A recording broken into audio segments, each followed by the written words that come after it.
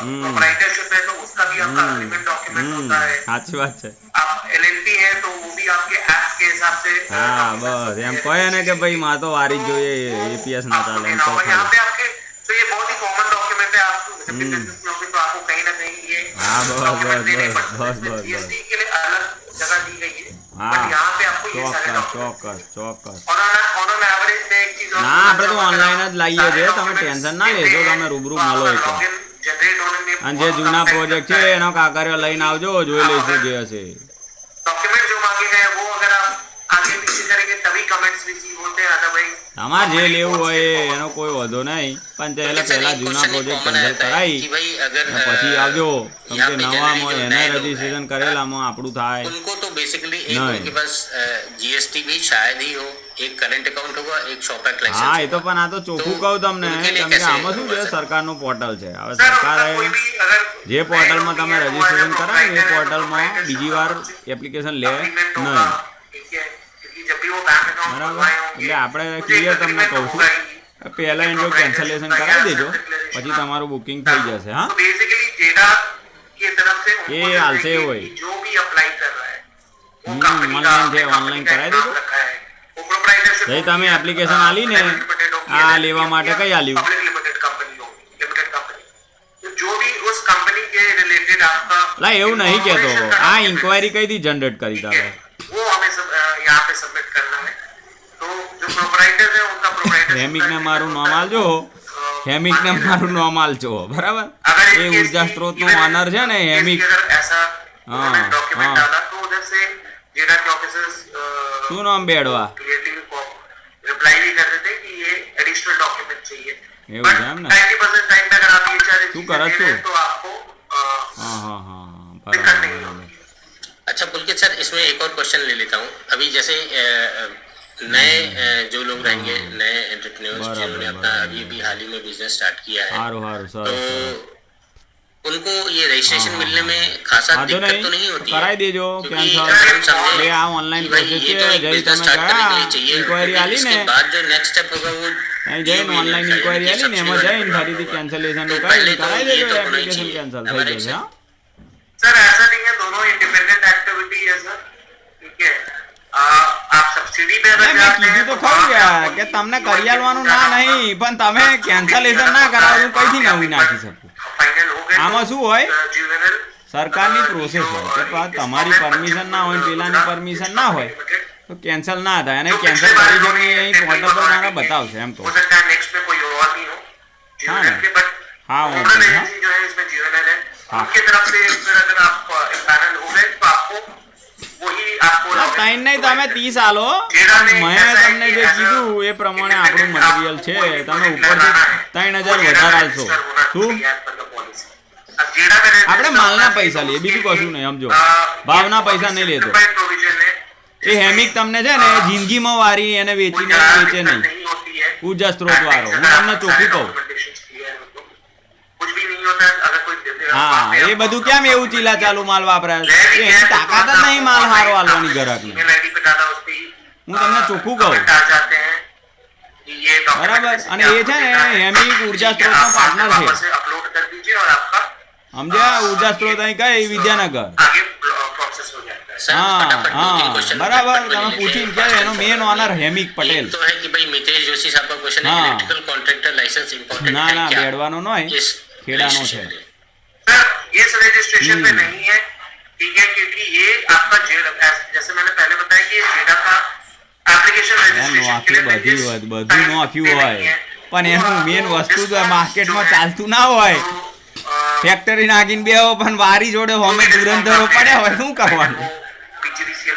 હું ફેક્ટરી ઊભી કરી દઉં મારા નામની, પણ હોમે ચાલુ તો જોઈએ ને, આ એપીએસ ચાલુ કરી લો એ ફેક્ટરી, તો હું એનો માલ કોઈ લે છે?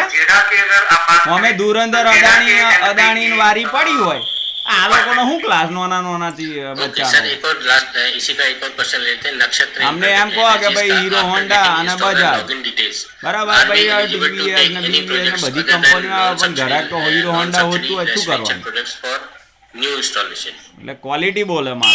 હા इसका हाँ। एक लफ्ज में आंसर यही है, एक बार आपको ये लॉगिन मिल गया ચાલુ જ तो રહેવાનું, आप કશું બંધ નહીં થવાનું। कोई भी नॉन सब्सिडी रिलेटेड प्रोजेक्ट्स आप यहाँ पे रजिस्टर आओ कर आओ आओ सकते हैं जो મળો rooftop મળો के મળો अंदर। મળો રૂબરૂ મળો હા अभी तो पॉलिसी में वो नहीं है, आप 1 हाँ, मेगावाट चौक। तक के जो प्रोजेक्ट हाँ। हैं, तो एज पर द पॉलिसी जो भी आप यहाँ पे હા ભાવમાં મેં તમને ચોખ્ખું जी કીધું चलिए રૂબરૂ ठीक है सर મળો ક્વોલિટી सर જુઓ अब हम પછી आगे ભાવ बढ़ते આલજો हैं બોલો एक પછી सन सोली हाँ। का क्वेश्चन है तो दोस्तों मैं इस चैट अरे बॉक्स તમે के अंदर માપી एक नंबर અને आपको સેમ્પલ લઈ शेयर જજો करूंगा અહીંથી व्हाट्सएप नंबर उसमें आपको बस लिखना है गुजरात आपको उस नंबर એટલે હું એ જ કહું છું કે તમે અહીંથી સેમ્પલ લઈ જજો એટલે તમને ખ્યાલ આવે મટીરિયલ કેવું છે બોલો वहाँ पे પછી हम जितने भी डॉक्यूमेंट्स गेडा से हाँ, रजिस्ट्रेशन हाँ। का है हाँ। वो पूरे डॉक्यूमेंट्स प्रोसीजर पॉलिसी ये सब हम आपको शेयर करते रहेंगे तो जो लोग भी नए अपडेट्स रेगुलर अपडेट्स चाहते हैं वो उनसे रिक्वेस्ट है कि वो उस ग्रुप में ज़रूर ज्वाइन करें मैं थोड़ी देर में आपको ये सब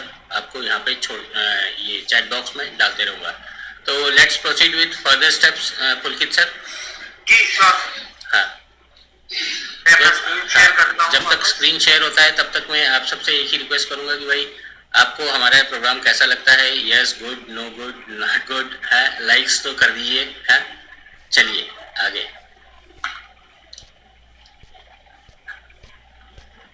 So coming back to the presentation जो हम देख रहे थे,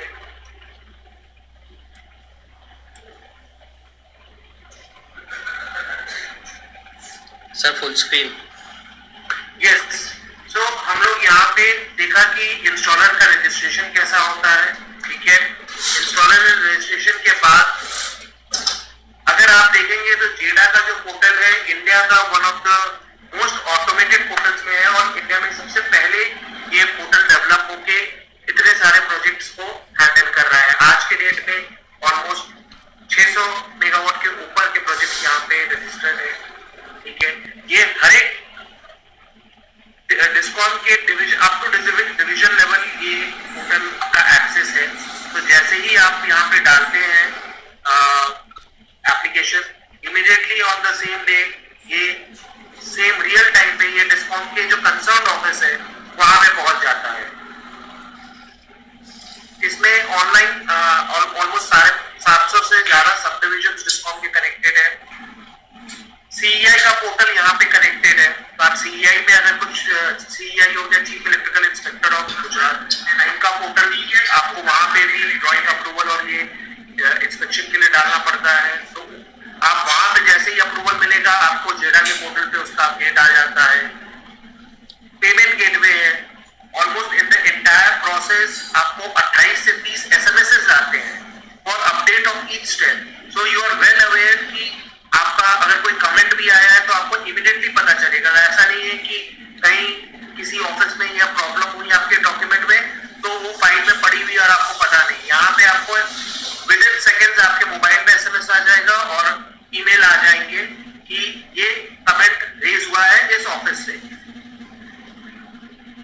आपके कस्टमर का भी अगर मोबाइल नंबर ईमेल आईडी डाला है तो उनको भी ये चला जाएगा, सो दैट कि आपका टाइम ना बिगड़े। आपको इमीडिएटली वो चीज इंफॉर्मेशन मिल जाएगी जिसको आप फिर आगे प्रोसेस कर सकते हैं। तो ये है, it is one of the most up time जो रहा है पोर्टल का वो सबसे ज्यादा है। काफी इवन पहले तो हम लोग ही मैनेज करते थे ये सर्वर भी, अभी तो प्रोसेसेस मैनेज करते हैं, बट सर्वर भी पहले हमारे यहाँ था या आपकी किसी सरकारी सर्वर पे भी है जहाँ पे वहां पे भी आपका डाउन टाइम ऑलमोस्ट निल के बराबर है। जब भी होता है शेड्यूल डाउन टाइम होता है कि अगर कुछ अपडेट कर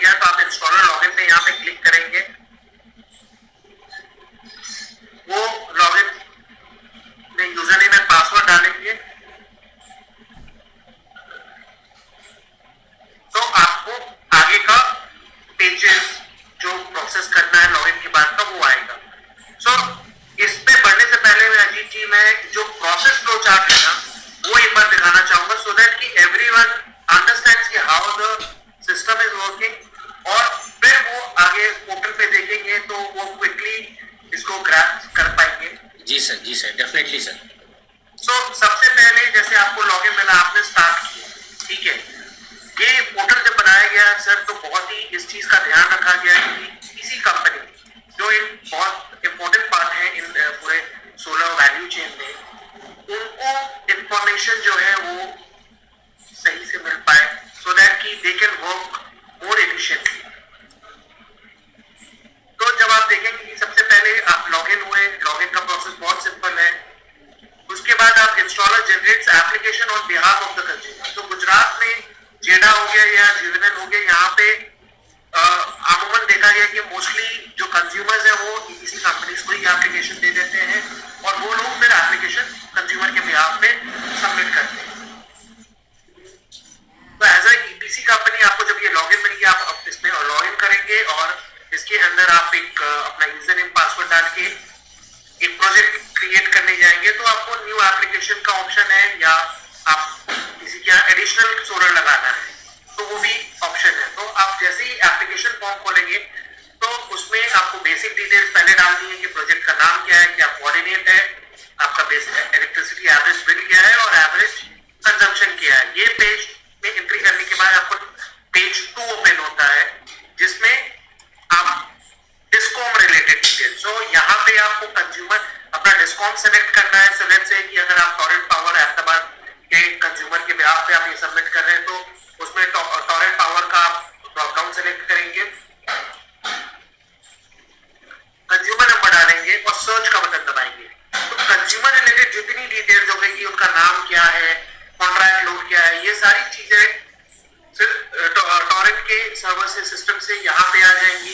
so probability of error in the spelling ये सब खत्म हो जाती है। इन केस की अगर कहीं पुराना डेटा है तो आपको पहले वो डिस्कॉम के सर्वर में आप सिस्टम में ठीक होगा तो यहाँ पे भी ठीक हो जाएगा। तो ये दोनों सिस्टम कनेक्टेड है। तो अगर आप देखेंगे जो रेड कलर का क्लाउड है, इसका ये मतलब है कि ये डिस्कॉम से डेटा, डिस्कॉम के सर्वर से डेटा आ रहा है, ठीक है।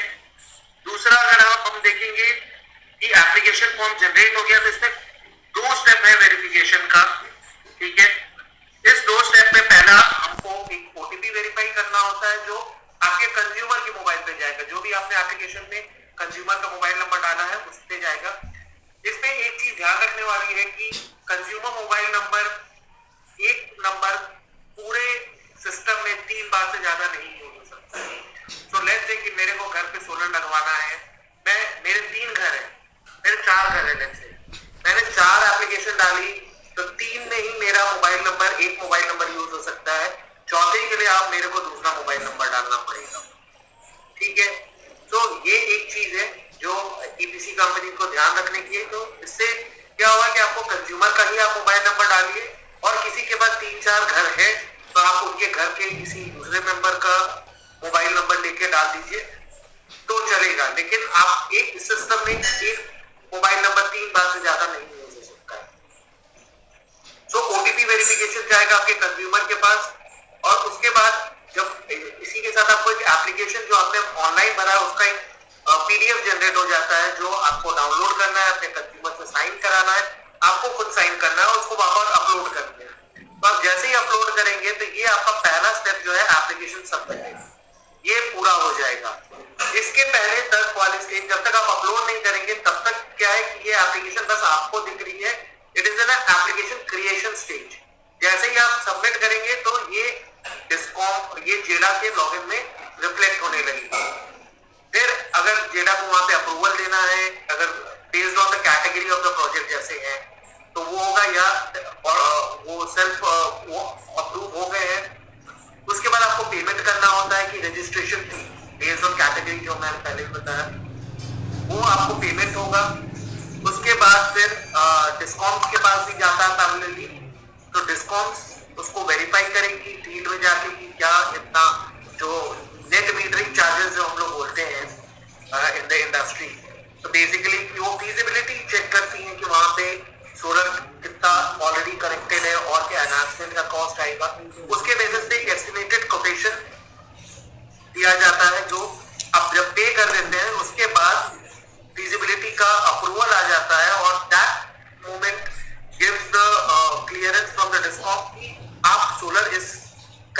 लगा सकते हैं, क्योंकि आपका जो सोलर है वो एक इलेक्ट्रिसिटी कंज्यूमर के लिए के नंबर पे दिया जाता है। वहां पे ये फिजिबिलिटी का अप्रूवल आ गया, जो भी अमाउंट आया वो अमाउंट भी जैसे ही आपका डिस्कॉम ऑफिसर अपने सिस्टम में, जो उनका खुद का इंटरनल सिस्टम है सीआरएम, वहां पे करते हैं, इस पोर्टल पे, जेडा के पोर्टल पे भी आ जाता है इतना अमाउंट है, और डिस्कॉम वाले इसको हार्ड कॉपी में भी मोस्टली बेचते हैं। बट आपको एक अमाउंट मिल गया, आप वहां पे पेमेंट कर सकते हैं डिस्कॉम के वेबसाइट पे जाके। उसके बाद प्रोसेस जो आता है कि अगर 10 किलोवाट के ऊपर है गुजरात में, तभी आपको सीईआई के पास जाना पड़ता है। उसके पहले 10 किलोवाट के नीचे जो है सर्टिफिकेट एक फॉर्मेट है जो सीईआई एंड डिस्कॉम ने अप्रूव दिया हुआ है, वो आपको सेल्फ साइन करके अपलोड करना है। तो आपका स्टेज नंबर 5 जो है वो कंप्लीट हो जाता है, जो सीईआई के ड्राइंग अप्रूवल का स्टेज है। इन केस के आप 10 किलोवाट के ऊपर है तो आपको सीईआई का अप्रूवल लगता है, ड्राइंग का अप्रूवल। इनके लिए भी सीईआई ने अपना एक पोर्टल बनाया हुआ है, जहाँ पे एज ए ईपीसी कंपनी आपको ये पूरा प्रोसेस करना पड़ता है। तो पहले क्या होता था कि आपका जो वहां पे लेटर निकल गया, वो लेटर आप लेके आओ, फिर उनका डिस्कॉम को दो, तो डिस्कॉम को तब पता चलता था। इसमें कैसा है कि जैसे ही सीईआई का अप्रूवल उनके सिस्टम में हुआ, आपको यहाँ पे क्या करना है कि इस पोर्टल में सीईआई का जब भी आप अप्लाई करते थे, एप्लीकेशन रेफरेंस आईडी मिलता है, वो आईडी को आपको यहाँ पे एंटर करके सबमिट कर देना है। जब भी उधर से अप्रूवल आएगा, हो सकता है 10 दिन बाद आए, 15 दिन बाद आए, बेस्ड ऑन सीईआई अप्रूवल, या 2 दिन बाद आए, आपके वहां पे एप्लीकेशन सबमिट करने के बाद जब भी आएगा वो इमीडिएटली आपके जेडा के पोर्टल पे रिफ्लेक्ट हो जाएगा कि सीईआई का हो गया। सीईआई का ड्राइंग अप्रूवल होने के बाद आता है इंस्टॉलर के साइड का। ईपीसी कंपनी को कुछ डिटेल देनी पड़ती है कि आपने क्या कितना मॉड्यूल लगाया, किस कंपनी का लगाया, क्या इन्वर्टर लगाया, क्या कनेक्टिंग वोल्टेज है। तो ये आपको, इसको हम स्टेज नंबर 6 कहा जाता है, जिसको वर्क एग्जीक्यूशन है, जिसमें आपका कस्टमर के साथ जो पीपीए साइन अगर होता है, आप एप्लीकेबल है उस कैटेगरी के लिए, तो वो आपको सबमिट करना है। जो डिस्कॉम है इसका नहीं है तो नहीं करना है। तो इसके बेसिस पे आपका, जब आप पीवी कैपेसिटी और इन्वर्टर कैपेसिटी डाल देते हैं, तो आपको एप्लीकेशन नंबर स्टेज नंबर 6 आपका क्लियर हो गया। लेट्स कंसिडर आपका उसके बाद 10 किलोवाट के ऊपर का प्लान है। तो अगेन जो हमने पहले ही देखा था, ड्राइंग अप्रूवल स्टेज पे सेम चीज सीआई का इंस्पेक्शन का आता है, तो आपको वहां पे वापस से एक एप्लीकेशन डालना पड़ता है, एक एप्लीकेशन रेफरेंस आईडी मिलता है, वो एप्लीकेशन रेफरेंस आईडी पर जेडा के पोर्टल में डालें, और जब भी उधर से अप्रूवल होगा ये स्टेज क्लियर हो जाएगा। अब ये इंपॉर्टेंट इसलिए है क्योंकि जो डिस्कॉम है वो आपका ये देखते हैं कि सीआई का अप्रूवल आया है कि नहीं, पहली चीज। दूसरा, कस्टमर का पीपीए साइन हुआ है कि नहीं, ठीक है। और तीसरा, जो आपने एस्टिमेट जो डिस्कॉम ने नेट मीटरिंग का दिया था उसका पेमेंट हुआ है कि नहीं। ये तीनों चीजें जब डिस्कॉम के पास आ जाती हैं, तभी वो मीटर लगाने जाते हैं। These are the main 3 check point जो एज एन ईपीसी प्लेयर आपको ध्यान रखने का है कि ये चीजें जब तक नहीं होती हैं तब तक नहीं मीटर लगता है। अब पहले क्या है था कि आपको ये हार्ड कॉपी में सबमिट करना पड़ता था, तब पता चलता था। हार्ड कॉपी में आज भी आपको हो सकता है सबमिट करना पड़े, लेकिन डिस्कॉम के एंड पे अगर ये स्टेज नंबर 7 क्लियर है, तो दैट मींस सीईआई का अप्रूवल आ गया है। ये तभी आएगा जब आपका पेमेंट, यहाँ पे आपने स्टेज 4 का पेमेंट जो जनरेट हुआ तो आपने पेमेंट कर दिया है। तो स्टेज नंबर 7 के बाद डायरेक्टली मीटर इंस्टॉलेशन का स्टेज होता है। मीटर जैसे ही रिलीज होता है डिस्कॉम के इंटरनल सीआरएम से, उसका मीटर नंबर और मीटर इंस्टॉलेशन डेट यहाँ पे आ जाता है। तो ये आपका डिस्कॉम के सर्वर से ये डिटेल आ गया और आपका ये स्टेज नंबर 8 कंप्लीट। अब आपका स्टेज नंबर 8 कंप्लीट करना इसलिए जरूरी है कि लेट्स से आपके कंज्यूमर को 1 साल बाद वापस से सोलर लगाना पड़े। अगर ये चीज यहाँ पे नहीं हुई थी है तो वो आगे इस पे एनहांसमेंट एज एन एनहांसमेंट नहीं अप्लाई कर पाएगा, ठीक है। और इसके बाद तो ये एमएनआरई में डेटा जाता है, जहाँ पे आपका इंटरवेंशन नहीं है, वो डेटा एमएनआरई देखते हैं। तो ये एज एन ईपीसी कंपनी ये पूरा प्रोसेस है। ये हमने देखा फ्लो चार्ट। अब इसके आगे ये कैसे विजुअलाइज, ये तो आपने फ्लो चार्ट देख लिया, एक्चुअल में कैसे दिखते हैं वो हम लोग आगे देखेंगे। अगर इसमें कोई क्वेश्चन है तो अजीत जी या सर। ऑडियंस जो है वो पूछना चाहे तो दोस्तों सर स्क्रीन शेयर बंद कर देंगे सर? श्योर सर, एकदम बिल्कुल। हाँ, लेट्स चेक। तो फ्रेंड्स अभी तक जितना भी ये प्रोसेस होता है गेडा के अंदर वो आपको पुलकित जी ने बताया। इससे रिलेटेड अगर आपके मन में कुछ क्वेश्चन है तो आप हमसे पूछ सकते हैं। उसके बाद हम लोग डायरेक्टली जो ऑफिशियल वेबसाइट है उसमें कैसे आप अपने प्रोजेक्ट को लॉगिन करा सकते हैं वो भी हम आपको दिखाने वाले हैं। तो आपसे रिक्वेस्ट है कि आप हमारे साथ बने रहें और आपके मन में जो भी क्वेश्चन है वो भी आप डालते रहें। तो वो आपका जितने भी क्वेश्चन होंगे हम वो ट्राई करेंगे आपको क्लियर करने के लिए। सर एक क्वेश्चन आया है हितेश पटेल साहब का, residential project above 6 kilowatt required 3 phase system. Question, capacity of 6 kilowatt system is 6 kilowatt is PV और इन्वर्टर? सर इट्स इन्वर्टर ना? इट्स इन्वर्टर, बट जहां पे आपका 6 किलोवाट का है, क्योंकि अभी जो प्रोजेक्ट रजिस्टर होते हैं सर वो इस पे होते हैं एसी कैपेसिटी पे होते हैं, तो एसी कैपेसिटी आपका 6 पे इन्वर्टर पे हो जाएगा। बट फिर सर ये बहुत क्रिटिकल एक जंक्शन है जहाँ पे फेज चेंज होता है, आपका 3 फेज और सिंगल फेज का फेज चेंज होता है। तो डिस्कॉम टू डिस्कॉम इसका थोड़ा सा आपको डिस्कॉम से क्लैरिटी देना पड़ता है। बट जो रजिस्टर्ड कैपेसिटी है वो 6 किलोवाट है और वो एसी इन्वर्टर पे है। तो कहीं पे भी आप अगर लगा रहे हैं तो आप ये अवॉइड करिए कि आपका 6 से ऊपर ना हो, एक 5.955 हो जाए लेकिन 6 के ऊपर ना जाए। जी सर। हाँ, इनफैक्ट सर जहाँ तक हम सबको मालूम है कि भाई जो सब्सिडी है वो आपका calculation which ever is lowest के हिसाब से होता है। मतलब कि अगर आपने मॉड्यूल कम लगाया है, सपोज आपने 5 किलोवाट का सिस्टम लगाया है, आप पेपर्स में दिखा रहे हैं you have installed 5 kilowatt build connect solar rooftop system, आपने 5 किलोवाट का इन्वर्टर लगाया और उधर आपने सिर्फ 3 किलोवाट के ही मॉड्यूल्स लगाए हैं। या हम रिवर्स पकड़ लें कि भाई आपने मॉड्यूल्स ज़्यादा लगाए हैं और आपका एसी का जो इन्वर्टर है वो 5 किलोवाट का ही है, क्योंकि आज की डेट में ओवरलोडिंग वाली फैसिलिटी भी आती है। ऑलमोस्ट 20 to 30 या मैक्सिमम कहीं कुछ इन्वर्टर्स में तो 40% ओवरलोडिंग की कैपेसिटी है। तो यहाँ पे जो सैंक्शन जो आपका सब्सिडी कैलकुलेशन होता है वो विच एवर इज लोएस्ट के हिसाब से होता है। अगर आपका मॉड्यूल्स कम है तो आपका मॉड्यूल्स के हिसाब से कैलकुलेशन होगा, अगर आपके इन्वर्टर का साइज कम है तो whichever is lowest. Am I right sir? जी, तो बेसिकली यहाँ पे आपका ऐसे आपने जो बोला वही है। तो आपने एक रजिस्टर कैपेसिटी की, वो सब्सिडी के लिए जब देखते हैं तो रजिस्टर कैपेसिटी की 3 किलोवाट, आपका इन्वर्टर 3.01 है और मॉड्यूल 2.97 है, तो आपका मिनिमम ऑफ 3 पे सब्सिडी कैलकुलेट होती है। लेट्स से आपने रजिस्टर किया 2.98, आपका मॉड्यूल 2.99 है और इन्वर्टर 3 किलोवाट है, तो आपकी सब्सिडी कैलकुलेशन होगी मिनिमम ऑफ 3 पे, जो 2.98 है। तो दिस इज टू इंश्योर कि जो हमारा ये 2 वाला जो आपने क्राइटेरिया बोला है ये मैच हो गया, तो ये रजिस्टर्ड कैपेसिटी से को भी कंसिडर किया जाता है। जी सर। सर एक क्वेश्चन लॉजिटेक का, फटाफट क्वेश्चन निकाल लेते हैं सर। लॉजिटेक का एक क्वेश्चन है, बेसिकली मैं चाहूँगा कि भाई जितने भी हमारे दोस्त लोग हैं हमारे साथ जुड़े हुए हैं तो प्लीज़ अपना नाम लिख देंगे तो ज़्यादा अच्छा लगेगा। अभी यहाँ पे हमको लॉजिटेक दिख रहा है तो हमें भी अच्छा लगेगा। जैसे चिराग पटेल साहब ने क्वेश्चन लिखा है, परेश साहब ने क्वेश्चन लिखा है, तो आप भी अगर नाम लिखेंगे तो बहुत अच्छा लगता है। चलिए हम आपका क्वेश्चन ले लेते हैं। करंट पॉलिसी अबाउट 10 किलोवाट, तो सर ये हम भी बताने वाले हैं।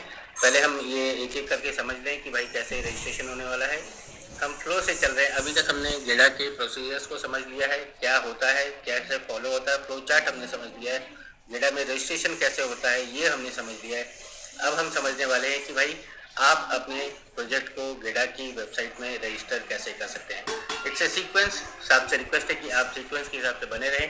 हैव पेशेंस, हमारी पूरी टीम आपको ये पूरा इन्फॉर्मेशन देगी। आपके मन में जो भी क्वेश्चन है हम क्लियर करने की कोशिश करेंगे। चलिए एक बार चिराग पटेल साहब का क्वेश्चन ले लेते हैं। What is the time duration allowed by GEDA to complete the installation process after paying the fees? अच्छा क्वेश्चन है सर। हाँ, इसमें नॉर्मली आपका सब्सिडी वाले प्रोजेक्ट जैसा नहीं है कि 85 डेज का है, ठीक है। इसमें आपकी जो लेटर की और पॉलिसी की वैलिडिटी रहती है उसके ऊपर है। और दूसरा कि अगर लेट्स से डिस्कॉम है, आपका कोटेशन जनरेट हो गया, उसके बाद अगर आपने पेमेंट महीने भर के अंदर नहीं किया तो वो एज ए प्रोविजन वो कैंसिल हो जाता है। तो डिस्कॉम के एंड पे आपको वो कोटेशन कैंसिल होने का है अगर आप 1 महीने के अंदर में पेमेंट नहीं किया आपने। बट जेडा की तरफ से ऐसा कोई स्पेसिफाइड टाइमलाइन नहीं है, बिकॉज इसमें क्या है कि ये ओपन मार्केट है। अगर आपको मैं वही वापस से बताना चाहता हूँ कि ये ओपन मार्केट है। यहाँ पे जेडा जो है वो आपका एप्लीकेशन रजिस्टर कर रही है, जिसके बेसिस पे डिस्कॉम जो है वो आपके यहाँ नेट मीटरिंग लगाएंगे। इसमें किसी सब्सिडी पोर्शन कोई इन्वॉल्व नहीं है, तो वो टाइमलाइन आपके ऊपर है। आप जितनी जल्दी करिएगा आपका काम उतना जल्दी खत्म होगा। But as per the policy का जो उनका वैलिडेशन रहता है मोस्ट ऑफ द केसेस में ईयर का रहता है या टिल द पॉलिसी। जी सर, एकदम सही है सर। क्या है कि भाई हर अलग अलग पॉलिसीज के अलग अलग रूल्स रेगुलेशन रहते हैं। तो आपसे रिक्वेस्ट है कि भाई अभी जहाँ पे हम लोग बात कर रहे हैं ये ओपन मार्केट का है, तो ओपन मार्केट में ऐसा कुछ नहीं है। और जैसे सब्सिडी वाला प्रोग्राम का जैसे सर ने बताया, तो कुछ स्टेट्स में ऑलमोस्ट 60 डेज होता है, कुछ में तो 3 महीने होता है, कुछ महीने तो अभी कोरोना के कारण हमने 6 महीने का देखा है। तो ये अपडेट्स आते रहते हैं। और नेक्स्ट क्वेश्चन है परेश साहब का क्वेश्चन है, how to download starting application form. Sir आप ये सर इसमें एप्लीकेशन फॉर्म आपको डाउनलोड करने के पहले ऑनलाइन एप्लीकेशन फॉर्म भरना पड़ेगा, जो आगे हम लोग दिखाएंगे कि कैसे एप्लीकेशन फॉर्म भरना है। आपने एक बार एप्लीकेशन फॉर्म भर दिया, जिसमें कंज्यूमर नंबर सबसे पहले आपको डालना पड़ता है, वो कंज्यूमर नंबर डालेंगे, आपको क्लाइंट कंज्यूमर का डिटेल जाएगा, आगे डॉक्यूमेंटेशन अपलोड करेंगे।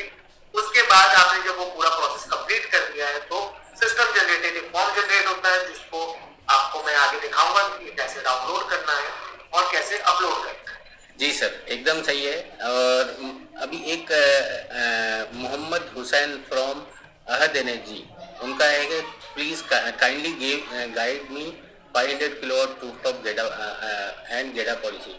तो सर गेडा पॉलिसी तो हम ये पूरा बता ही रहे हैं। इनफैक्ट अगर आप हमारे ग्रुप में ज्वाइन हो जाएंगे तो हम उसके अंदर भी डॉक्यूमेंट शेयर करते रहते हैं। तो मैं अभी ये चैट बॉक्स में ही वो ग्रुप में ज्वाइन कैसा होना है वो भी मैं आपको बता दूंगा। और अभी पुलकित भाई हमें ये भी बताने वाले हैं कि कैसे आप अपने प्रोजेक्ट्स को गेडा की वेबसाइट में रजिस्टर करवा सकते हैं। एक और तो चलिए सर, एक अच्छा बड़ा क्वेश्चन आया है उन्हीं का, मोहम्मद हुसैन साहब का, कि ये गेडा का फीस रिफंडेबल है क्या? That is 10,000। रजिस्ट्रेशन फीस आपको रिफंडेबल नहीं है, क्योंकि उसका ऑब्जेक्टिव रिफंडेबल नहीं है। ऑब्जेक्टिव वो है कि आपको लॉगिन चाहिए, उसके लिए आप अभी जो हमने फीस के लिए बात की वो आप उसके लिए पे कर रहे हैं। तो उस पूरे प्रोसेस को अगर आप ध्यान से देखो तो लॉजिक नहीं होता है वो रिफंडेबल होने का। अगर आपको आगे काम ही नहीं करना है तो आप एक बार भी लॉगिन नहीं लोगे। अगर आप, और ये सिर्फ वन टाइम फी, तो आप एक बार यूज करिए या हर बार यूज करिए वो लॉगिन को, तो वो रिफंडेबल का क्वेश्चन नहीं आता है।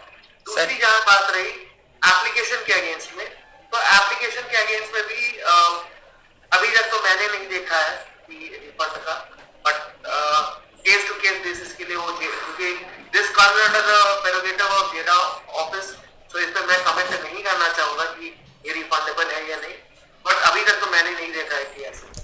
जी, अपने मोहम्मद हुसैन साहब बेसिकली ये जो है ये वन टाइम, जैसा सर ने हमने पहले ही बात की थी, तो ये एक एंट्री फीस पकड़ लीजिए या एक स्टार्टिंग फीस पकड़ लीजिए। ये तो दे के आप अपना लॉगिन नेम पासवर्ड क्रिएट कर सकते हैं, जहाँ से आप अपना रजिस्ट्रेशन करा सकते हैं।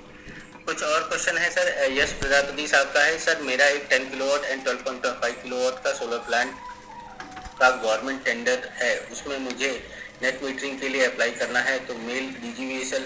सर ऐसा है कि यश प्रजापति जी, पहले तो हम ये समझ लेते हैं कि भाई इसमें ये अपना गेडा की वेबसाइट को हम कैसे यूज़ कर सकते हैं, देन वी विल डेफिनेटली आपका भी क्वेश्चन लेंगे। नेक्स्ट, नक्षत्र एनर्जीज का एक, do we have to consider inverter capacity और PV capacity while registering project, ये भी हम अभी आपको बताएंगे सर। ऑनलाइन अभी हम इसको पूरा क्लियर कर सकते हैं, आपको लाइव ही दिखाएंगे कैसे होगा। रंजीत जी का है सर, ओल्ड पैनल यूज हो सकता है क्या सर? ये सब मत करिए। क्या है कि भाई ये अल्टीमेटली पूरे प्रोजेक्ट को तकलीफ देगा। अभी आपको थोड़ा ना मालूम है कि भाई क्या है। तो सर आप सबके जितने भी क्वेश्चंस हैं आप डालते रहिए। मैं भी अपनी तरफ से वो जो ग्रुप को कैसे ज्वाइन करना है वो नंबर मैं आपको शेयर करता हूँ। मैं पुलकित भाई को रिक्वेस्ट करूँगा कि भाई अब हमें वो दिखाएं जिसका हमें इंतज़ार है। दैट इज़ हमने अभी लॉगिन अपना रजिस्ट्रेशन कर लिया गेडा की वेबसाइट पे। अभी हमें प्रोजेक्ट को कैसे उसमें डालना है वो बताएं sir. That is the main thing. सब फ्रेंड्स लोगों से रिक्वेस्ट है कि आप पेशेंस बनाए रखें।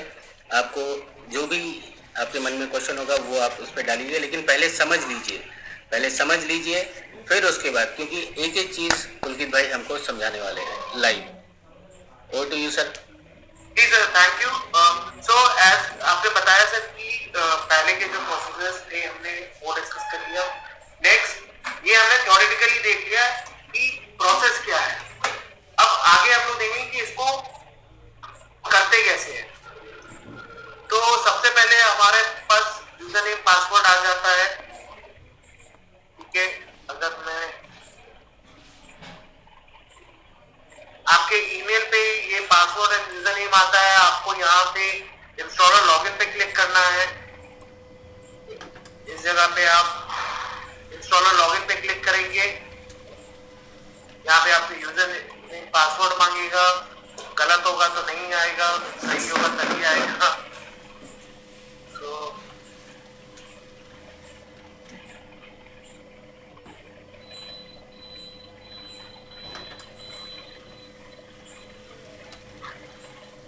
अब आपको सर यहाँ पे ये इंस्टॉलर का लॉगिन है जिसमें आप देख सकते हैं। सिंस हम लोग सर जेडा के पोर्टल डेवलपमेंट में भी थे और एसएस भी करते हैं, तो हम लोग का ऑब्जेक्टिव यही है कि आपको एज ए न्यू इंस्टॉलर जितना क्लियरली पता रहेगा तो इन द प्रोसेस आपको भी तकलीफ नहीं होगी, और जो इतना सिंप्लीफाइड प्रोसीजर्स बने हैं उसमें बाकी लोगों को भी आपको बैक एंड फोर्थ नहीं करना पड़ेगा। सो इसी इंटेंशन से सर ये इवेंट आज का जो प्रोग्राम है वो रखा गया है, जिसमें हम लोग चाहते हैं कि जो भी सिंप्लीफाइड प्रोसेस है वो मैक्सिमम लोगों को कम्युनिकेट किया जाए। सो अगर आप देखेंगे तो यहाँ पे सर आपका सबसे पहले 5 टैब्स है। Dashboard as the name suggest, ये आपको आपका डेटा का समरी देगा। अप्लाई 2 टाइप का एप्लीकेशन होते हैं, नए एप्लीकेशन होते हैं या एनहांसमेंट में होते हैं। टीवी जिनके यहाँ पहले लगा हुआ है उसको एनहांस करना है। My application is the list of the application जो आपने किया है।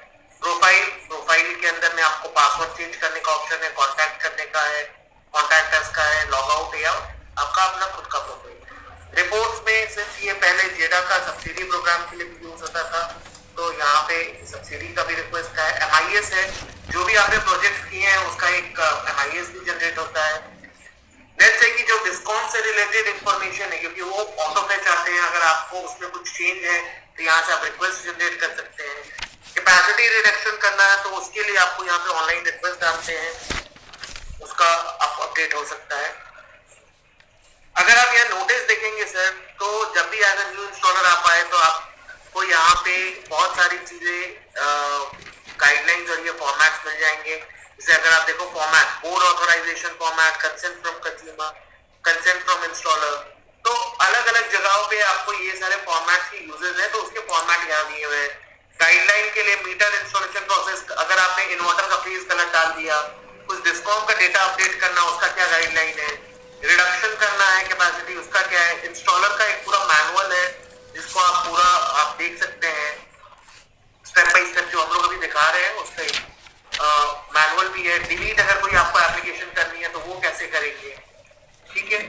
अगर हम यहाँ पे इस पे लेट्स से कि मैं एक न्यू एप्लीकेशन पे क्लिक करूंगा, तो सबसे पहले ये 3 पार्ट में डिवाइडेड है, क्रिएट प्रोजेक्ट, एप्लीकेशन, पेमेंट। तो मैं यहाँ पे एक प्रोजेक्ट लैटिट्यूड 22.22, लॉन्गिट्यूड 75.50,